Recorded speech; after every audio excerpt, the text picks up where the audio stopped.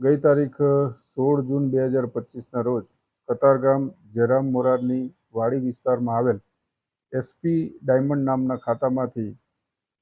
Polished તેમજ rough diamond કિંમત ₹23,45,000ની ચોરી થયેલ હોવાની ફરિયાદ મળતા કતારગામ પોલીસ સ્ટેશન ખાતે ગુનો રજીસ્ટર કરી પોલીસ ઇન્સ્પેક્ટર કતારગામ તથા તેમની સર્વેલન્સની ટીમ અને ક્રાઇમ બ્રાન્ચના અધિકારીઓની મદદથી આ ગુનાની તપાસ હાથ ધરવામાં આવેલ અને તપાસ દરમિયાન સીસીટીવી સર્વેલન્સ, મોબાઈલ સર્વેલન્સ તેમજ હ્યુમન ઇન્ટેલિજન્સની મદદથી આ કામના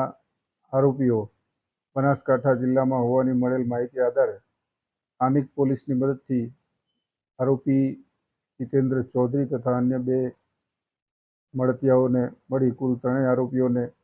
સંપૂર્ણ મુદ્દામાલ સાથે ગુનાના કામે ધરપકડ કરેલ છે અને ગુનો શોધી કાઢેલ છે. આ કામે પકડાયેલા આરોપીઓનો કોઈ ગુનાહિત ઇતિહાસ છે કે કેમ એ હકીકત પ્રાથમિક